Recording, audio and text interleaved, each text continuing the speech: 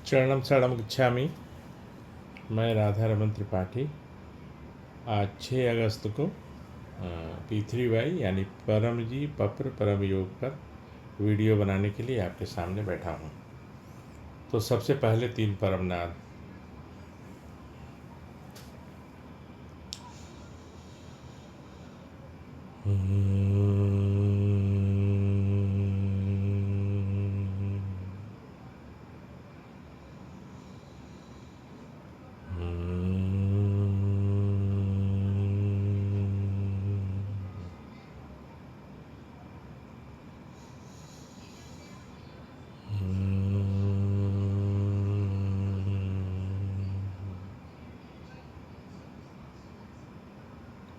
चरणम शरणम गच्छामि। अभी जो मैंने किया वो है परमनाद। कुछ लोगों का प्रश्न था कि परमनाद और परम श्वास में क्या अंतर है और कब करना चाहिए और किससे क्या अधिक लाभ है और ऐसी बातें। तो थोड़ी चर्चा उसकी भी कर लेते हैं। परमनाद और परम श्वास से होने वाले लाभ बिल्कुल समान हैं, मतलब एक जैसे हैं। परमनाद तब करना है जब हम एकांत में हों, यानी हम अपने चैम्बर में हों, अपने घर में हों और मेरे आसपास ज़्यादा लोग न हों या अपने लोग हों। लेकिन कभी अनजान आदमी के सामने या बगल में बैठ के करने से कई लोगों को डिस्टर्बेंस भी होता है, कुछ लोग को अच्छा भी नहीं लगता है, नहीं लगता होगा। तो ऐसी अवस्था के लिए है परम श्वास। परमनाद करने के लिए क्या है? तो रीढ़ की हड्डी सीधी, गर्दन सीधा, मस्तक सीधा, आंखें बंद, होठ खुला, आगे का दांत एक दूसरे के ऊपर रोटी काटने जैसा, जीभ यथास्थान, खुले होठ से श्वास लिया जाएगा तब तक की और आगे न लिया जाए। उसको बिना रोके हुए होठ बंद करके नाक से एक ध्वनि करते हुए, जैसा कि मैंने अभी किया। तो एक बार श्वास का लेना और एक बार श्वास का छोड़ना, एक परमनाद कहते हैं, 1 परमनाद, राइट। अब ये परमनाद है तो सिर्फ परमनाद है, ये बार बार चर्चा होगी और बार बार हमने बताया भी है, आपको मालूम भी है। अभी हाल में कल परसों कोई देख रहा है, कोई कुंभक है, क्या होता है प्राणायाम, कोई रेचक, कुंभक, भ्रामरी, नथिंग। ये सिर्फ परमनाद है और परम जी की शक्तियाँ इसमें हैं, यानी उनकी अदृश्य अलौकिक शक्तियाँ। तो परमनाद से जो लाभ होते हैं वही परम श्वास से भी होते हैं, ठीक है।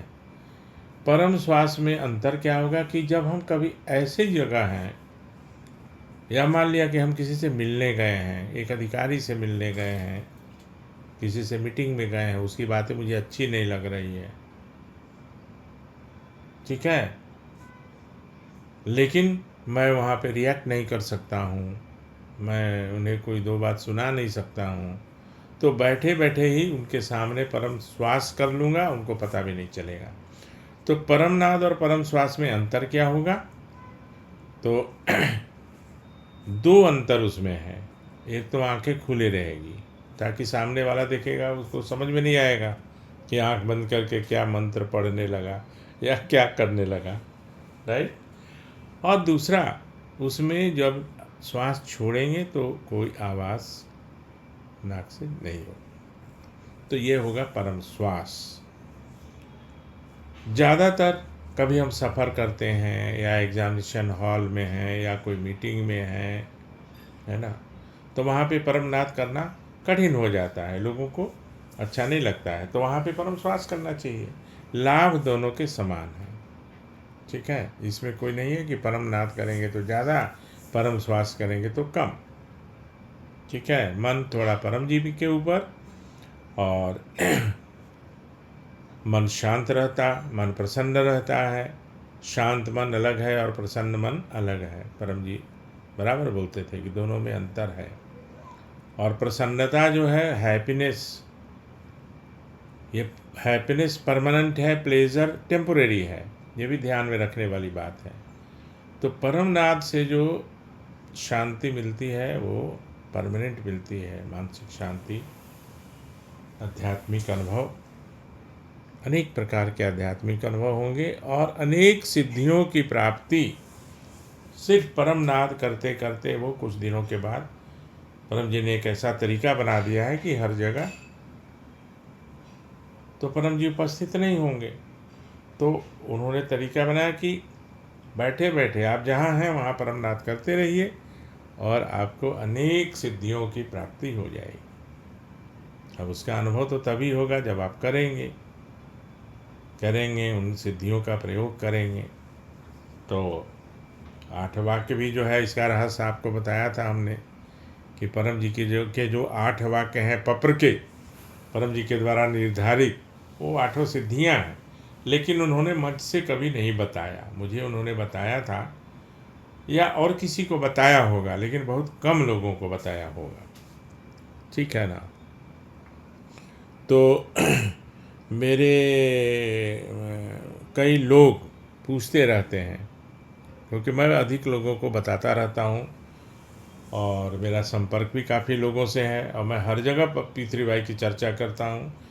एक मैंने कोई पूछता है आप क्या करते हैं, मैं एडवोकेट हूँ, लेकिन साथ में ये भी करता हूँ। कई लोग जुड़ते भी हैं, मुझे काफ़ी अच्छा भी लगता है। तो आप भी लोगों को बताइएगा, तभी आपको ज़्यादा अनुभव होगा, क्योंकि आपका अनुभव और आप जिनको बताइएगा उनका अनुभव ऐड होगा तो काफ़ी आपका कॉन्फिडेंस बढ़ेगा। जो नए लोग हैं, पुराने लोग को बताने की ज़रूरत नहीं है। तो आज ऐसे मन में आया, 1-2 लोगों का प्रश्न था, परम नाद और परम श्वास में अंतर क्या है और लाभ क्या है। तो दोनों का लाभ एक है और अंतर बस यही है। तो एक बार भी करने से 24 घंटे में, कभी कभी जल्दी होती है, भूल जाता है आदमी, बहुत बिजी रहता है, तो परम जी के अनुसार उनके ऊपर राहु केतु, किसी भी प्रकार के खराब ग्रह, नज़र, टोक, तंत्र, मंत्र, भूत प्रेत इत्यादि का असर नहीं होता है। और सबसे अच्छा कि अकाल मृत्यु नहीं होती, अंतिम मृत्यु निश्चित है। ये बार बार कहना चाहिए और कहना पड़ेगा।